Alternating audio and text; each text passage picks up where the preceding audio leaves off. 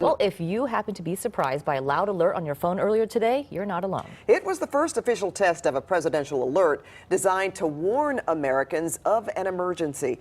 CBS News' Amy Johnson has more on what the alert was designed to do. Well, Pat and Susie, the system is set up to alert everyone, every American of an emergency, like a terror attack or a widespread disaster. But unlike Amber Alerts or weather alerts, no one is supposed to be able to turn off the president's alerts. Cell phones buzzed and beeped as the first national wireless emergency alert system went off at 11:18 this morning. Well, any kind of information you can get in a mass, instant way would be a great thing for California. Diners were at the pantry this morning when the alert happened here in California and around the country. Cell phones aren't a luxury anymore, they're a necessity.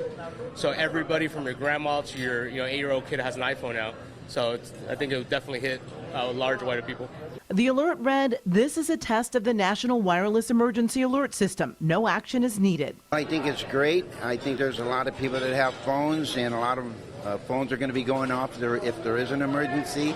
I think it's important that we be aware of what we need to do in order, if there is an emergency. We are trying to, in our community, prepare our community. It's the first nationwide test of the system built by the federal government and cell phone carriers to warn Americans of an emergency, like a terror attack or a major disaster. Everybody's on a phone, so obviously the phone is a good method of trying to get things communicated to people. The tone was similar to an Amber Alert for missing children or a weather alert for incoming thunderstorms or a tornado. But unlike those, this alert went to virtually every cell phone in the country, and you can't turn it off.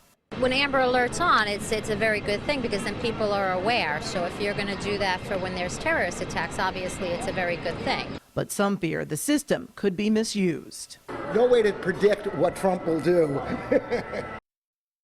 Now, the test was originally scheduled for the 20th of September, but it was postponed because of the ongoing response efforts to Hurricane Florence. And like Pat, there were quite a few people who did not receive the alert. You can't turn it off, but you can't turn it on either. So it's hard to say why some people did not receive them. Certainly still some kinks to work out. Yeah, definitely. Yeah.